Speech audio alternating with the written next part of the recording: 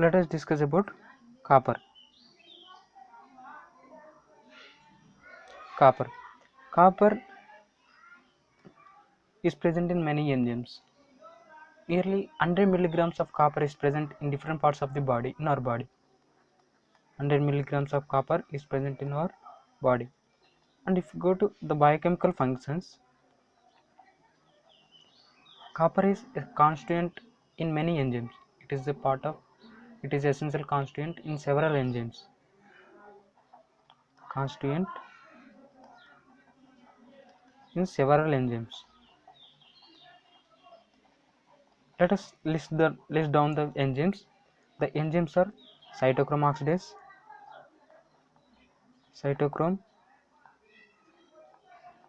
oxidase, catalase, tyrosinase, superoxide dismutase,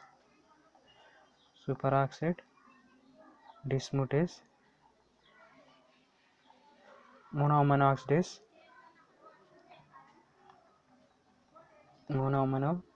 oxidase, ascorbic acid oxidase,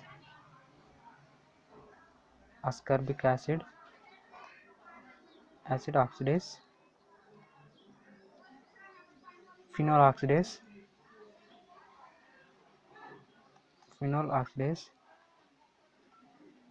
oxidase, uric acid, and alpha amino levulinic acid synthase, ALA synthase, alpha amino levulinic acid synthase. You see, this enzyme is involved in heme synthesis. Hence, for hemoglobin synthesis, copper is essential. Okay, alpha amino levulinic acid is involved in synthesis of hemoglobin. So, alpha amino levulinic acid, as it contains copper. Conversely, copper is essential for hemoglobin synthesis. Then moving to one more function. Copper is a constituent in lysyl oxidase. It is an enzyme. This enzyme, it contains copper. Okay, this enzyme, it contains copper. Let us see what this enzyme does. This lysine oxidase,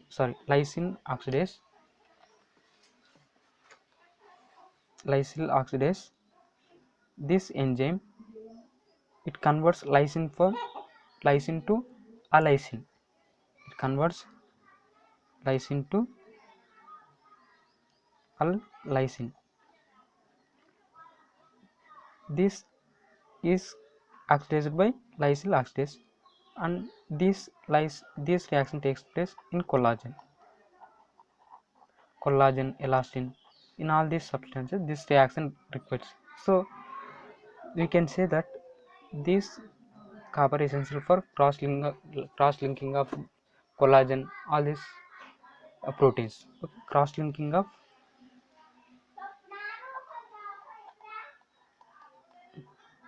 required for copper cross-linking, because this reaction takes place in collagen.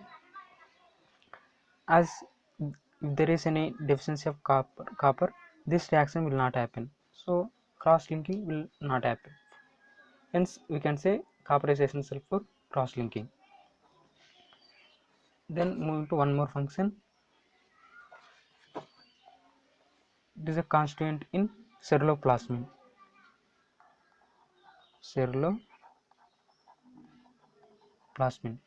This ceruloplasmin, it transports copper. And this ceruloplasmin, it acts as ferrooxidase. What this ferrooxidase does is, it converts ferrous to ferric, ferrous form to ferric form. So, this ceruloplasmin, it acts as ferrooxidase, and this ferrooxidase, it converts ferrous form to ferric form. And one more function of ceruloplasmin is it uh, it transports copper. Okay, and this copper is essential for synthesis of melanin and phospholipids.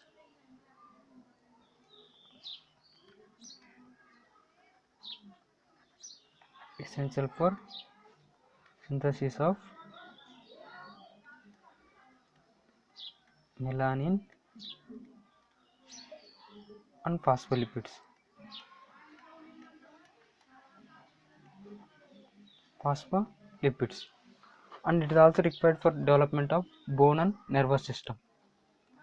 For development of bone and nervous system.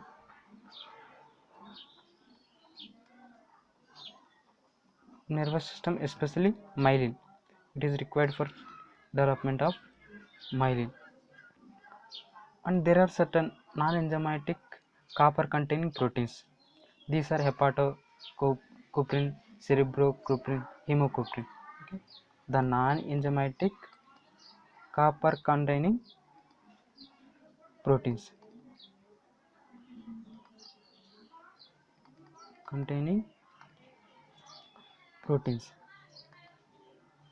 This includes hepatocuprin.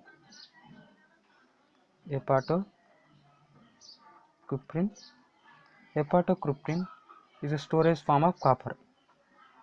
It is a storage form of copper, and it is present in liver. Cerebrocuprin, it is present in brain. Then hemocuprin,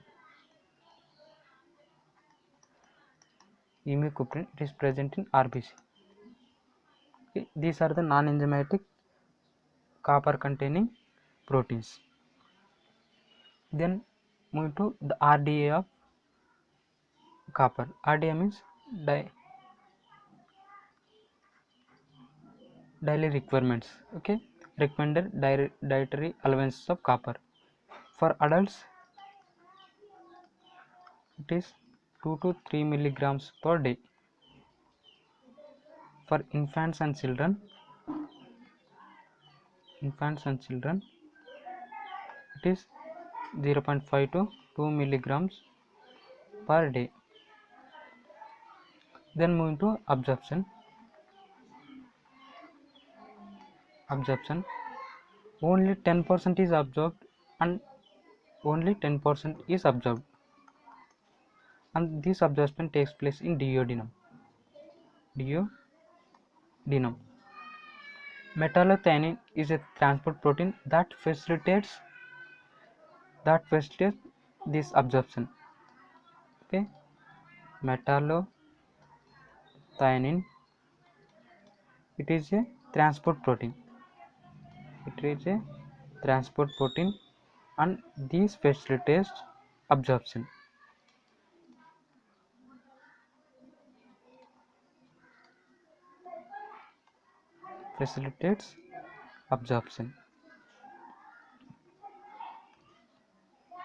And there are certain substances which decrease absorption or inhibit absorption. There are certain substances which inhibit absorption. These include phytates, zinc, molybdenum. These substances, they inhibit absorption of copper. Then moving to plasma copper, the various levels of copper in plasma. In serum, the level is from 100 to 200 milligrams per dl. This is in serum. In serum, 95% is in ceruloplasmin, and remaining will be with albumin.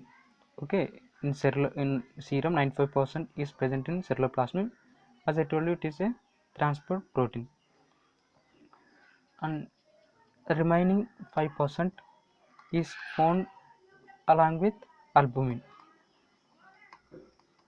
Along with albumin.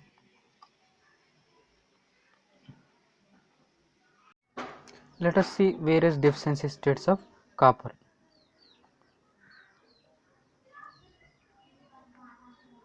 Deficiency states of or deficiency of copper. Let us see what happens in deficiency of copper. When the deficiency is severe, it leads to demyelination of neurons. Demyelination of neurons. Because this copper is required for development of myelin. Copper is required for development of myelin. So when there is deficiency of copper, this development will be impaired, so it leads to demyelination.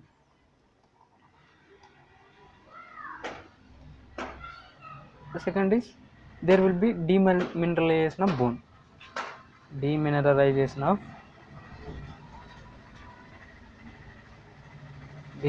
of bone, because here also copper is required for development. For development of bone, copper is required. So when there is deficiency of copper, it leads to demineralization of bone, and it leads to anemia. Anemia will also present in severe deficiency. Fragility of arteries.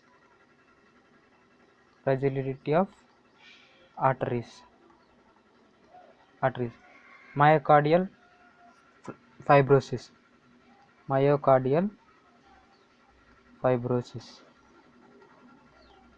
Hypopigmentation of skin and graying of hair. Hypopigmentation of skin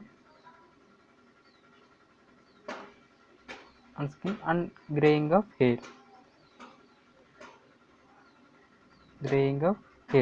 All these things happens in severe deficiency of copper. One is demyelination of neurons.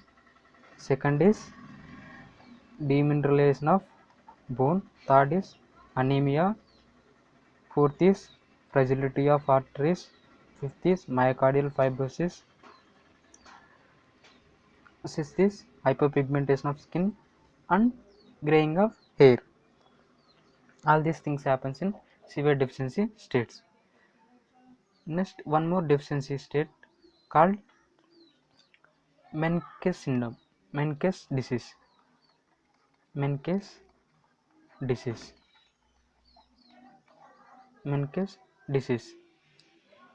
In Menkes disease, what happens is there will be defect in intestinal absorption.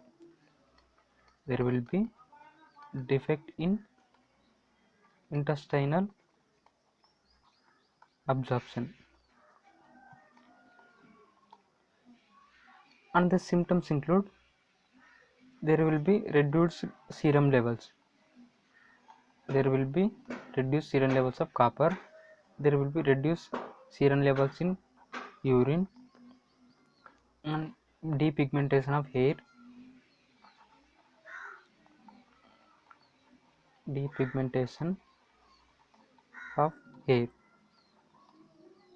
And one more is anemia. Now all these things will be seen in Menkes disease. In Menkes disease, it is a disease in which there is defect in intestinal absorption of copper, and the symptoms and signs are decreased serum levels, decreased urine levels of copper, and depigmentation of hair and anemia. These are the symptoms. And one more important disease that we have to discuss is Wilson disease. Wilson disease.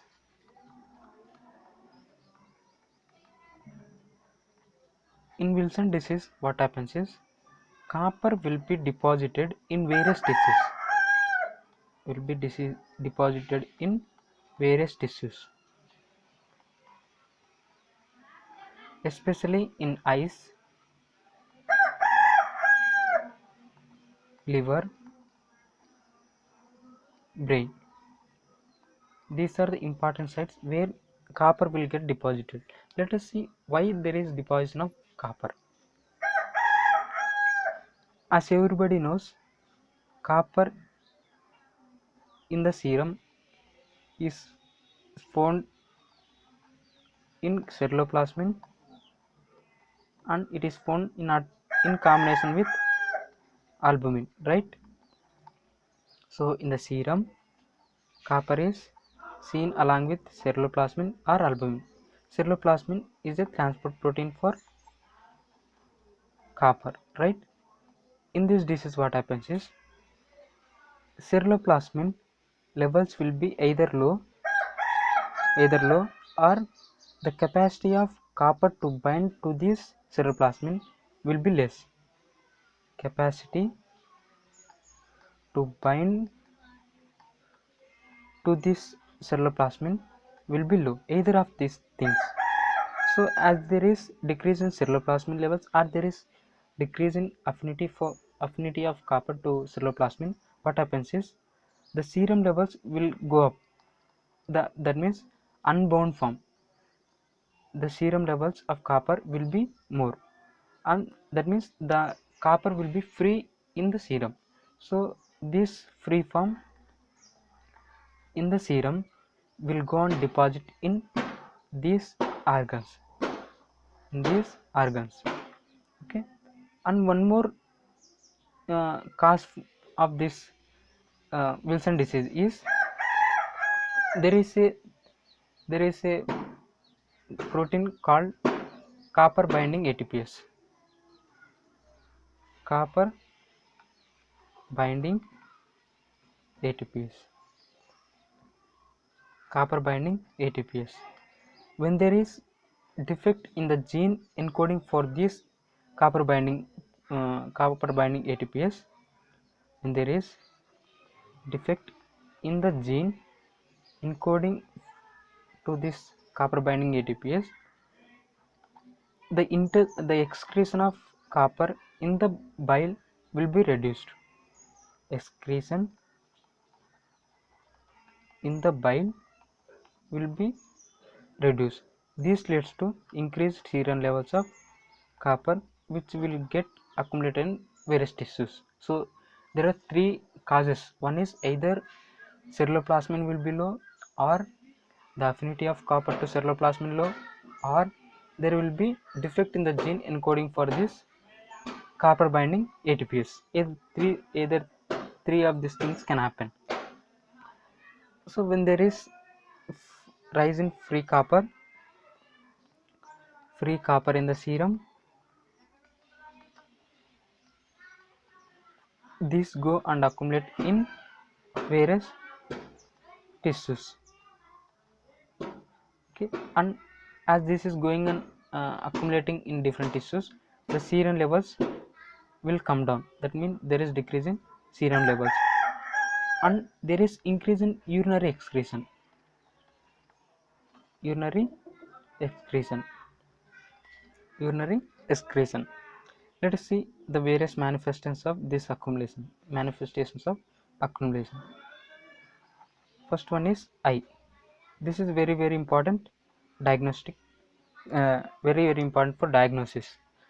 When copper gets accumulated in eye, there is a ring formation called Kaiser-Fleissner ring.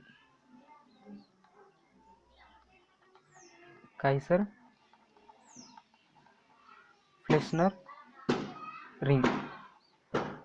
In 90% of patients, this is seen. 99% of patients with deficiency of in Wilson disease, 99% of Wilson disease, this is seen. So this is very important. So there is a ring formation called Kaiser-Fleissner ring in eye. One more is it gets accumulated in kidney. Due to accumulation in the kidney, the excretion of certain substances like excretion of hemoglobin will be increased. When copper gets accumulated in the kidney, there is increase in excretion of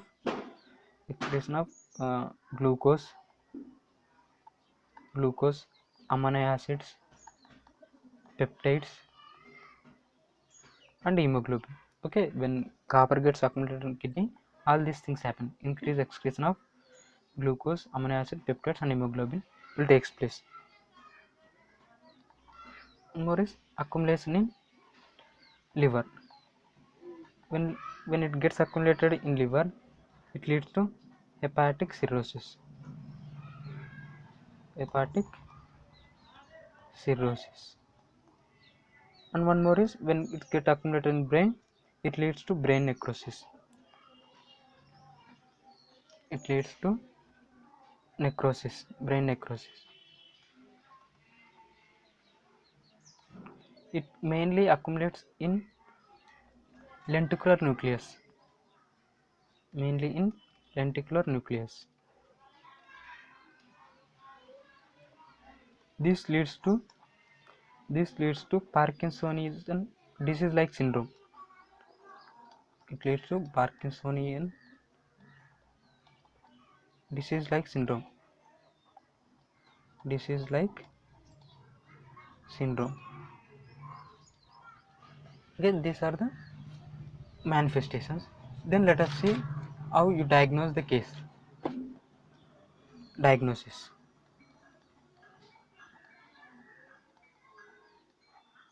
Diagnosis, as I told you, 99% of the patients in Wilson disease, Kaiser-Fleischer ring is seen in the eye. Kaiser-Fleischer ring is seen in eye, and serum ceruloplasmin level will be low. Serum ceruloplasmin levels will be low, and 24-hour urinary excretion will be greater than 100 micrograms. 24-hour urinary excretion will be greater than 100 micrograms. Okay, one gold standard investigation is liver biopsy. Gold standard investigation is liver biopsy. As I told you, it leads to liver cirrhosis, right, or hepatic cirrhosis.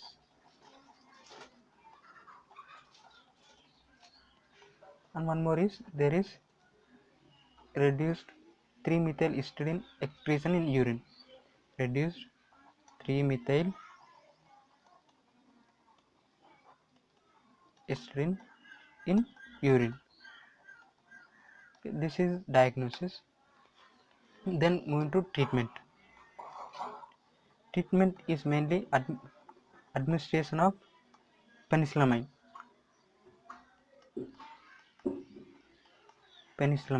This is a penicillamine is a chelating agent for copper. Chelating agent in the sense it increases the excretion of copper. This is about Wilson disease.